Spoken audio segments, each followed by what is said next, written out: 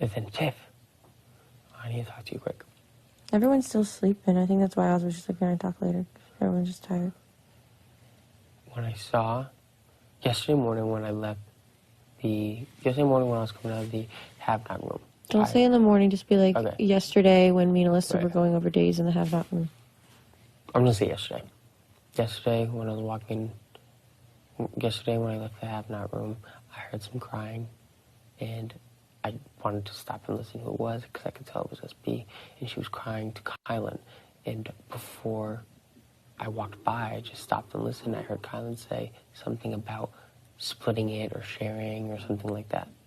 And then SB's response was, only if I make jury. That's literally the only thing I heard, because then the door closed in the hallway, and they heard the noise and got extremely quiet, so I had to just keep walking. But she was upset, and it sounds like the theory is possibly right, that if she went to jury, they would be splitting some type of reward. Honestly, I feel like that makes sense, because she took the money in the veto. And I think Kylan knows about it, because him taking the veto was essentially him taking money as well, because with him taking the veto, he would be taking her to jury, which is apparently a check for him as well, if they have to split it or something like that. And then see what she says. And then later on, I'll be like, I don't know if she was crying because she didn't think she'd get there because she's still on the block without a veto, or if she's crying because she thinks maybe people know about it and she'll be going home. And if you talk to AZAH and you feel good and she says that you're good, I would wait until tomorrow to tell Tiff and Claire.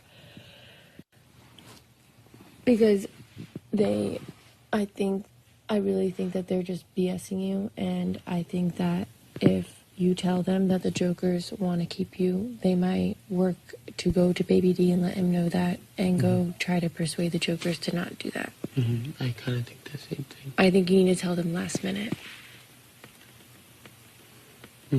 Like maybe after the first lockdown.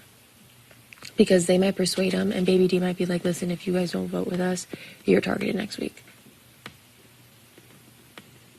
And that might scare them off. So I think you need to keep your votes to yourself until last minute. I agree. If I know it, then I know it's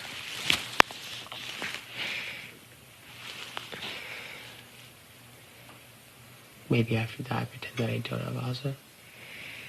Yeah, just don't act different. I mean, don't act different, don't act more happy, don't act more upset, just don't act different.